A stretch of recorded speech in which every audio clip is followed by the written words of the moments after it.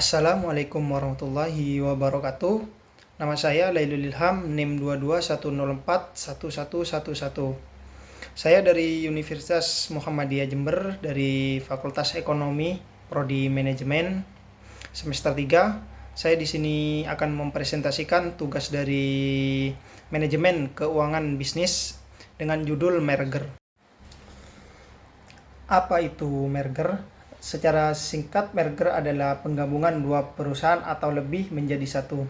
Dalam konteks bisnis dan ekonomi, proses terjadinya merger adalah ketika suatu perusahaan lain dan menjadi satu entitas bisnis tunggal.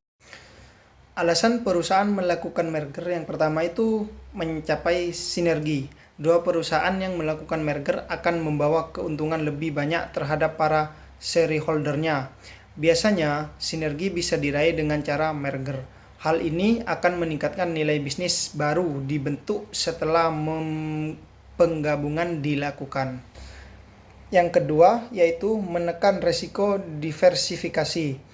Merger adalah salah satu cara yang bisa dilakukan pembisnis untuk melakukan diversifikasi. Sebuah perusahaan bisa melakukan diversifikasi operasi bisnis dengan memasuki pasar baru dan menawarkan produk atau jasa baru. Hal ini juga termasuk manajemen risiko untuk menurunkan kemungkinan rugi dalam operasi perusahaan. Yang ketiga yaitu mengakuisisi aset. Merger juga dapat dilakukan dengan tujuan mendapatkan aset tertentu yang sulit diperoleh dengan metode lain. Biasanya hal ini terkait teknologi.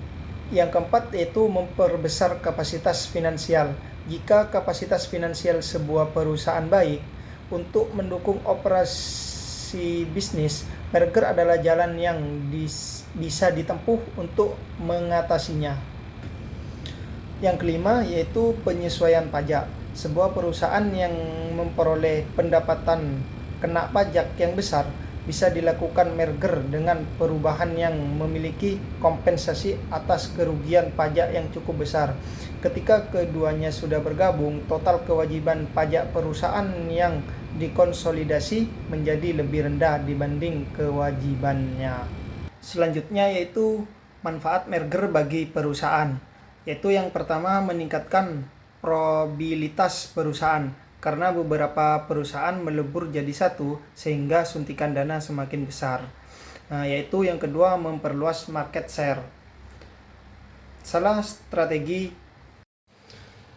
Yang kedua yaitu memperluas market share.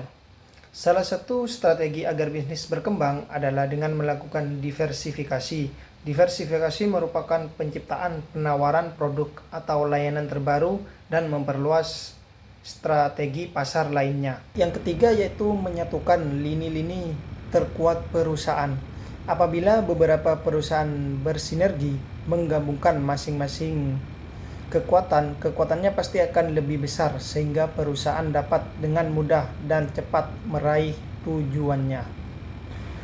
Yang keempat yaitu saling melengkapi kelemahan satu sama lain.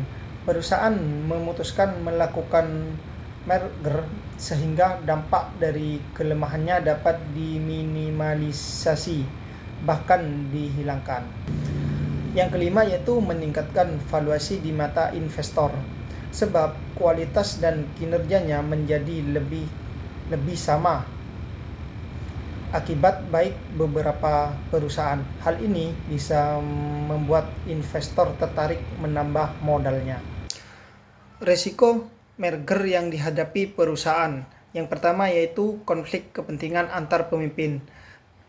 Pertama, risiko merger adalah konflik kepentingan antar pemimpin. Setiap pemimpin perusahaan memiliki gaya kerja dan visi misi masing-masing, sehingga jika tidak ada kesepakatan jelas antar perusahaan, merger potensi konflik kepentingan sangatlah besar.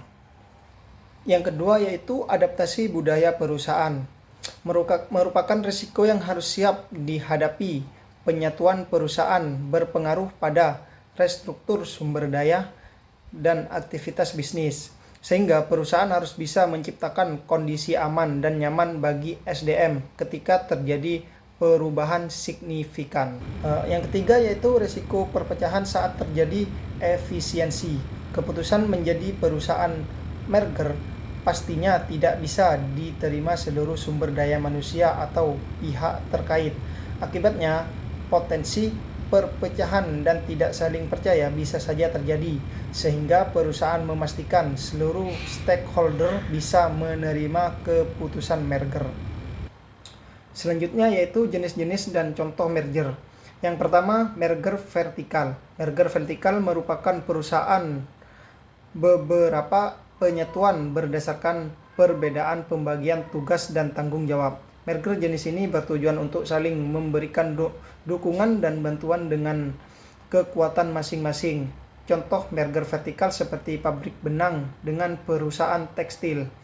Yang kedua yaitu merger horizontal.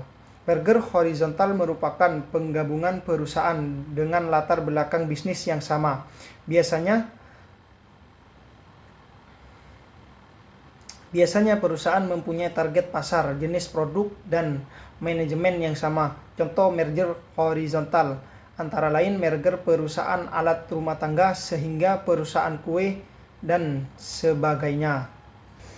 Yang ketiga yaitu merger kongenetik.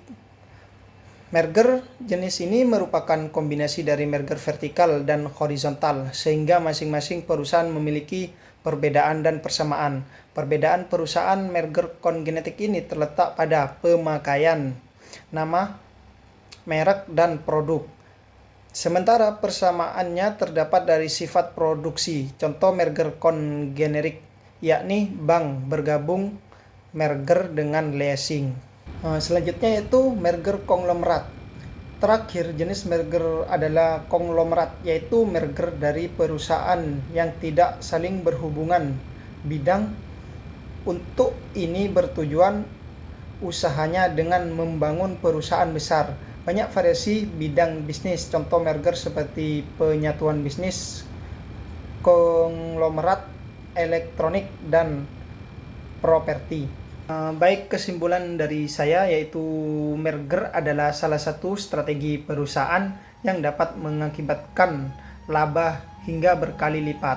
Akan tetapi, pastikan tim di perusahaan benar-benar siap dari segi mental, materi, dan strategi sebelum melakukannya. I'm an icon, man. And my girl about a 10. I should fuck her in a bed.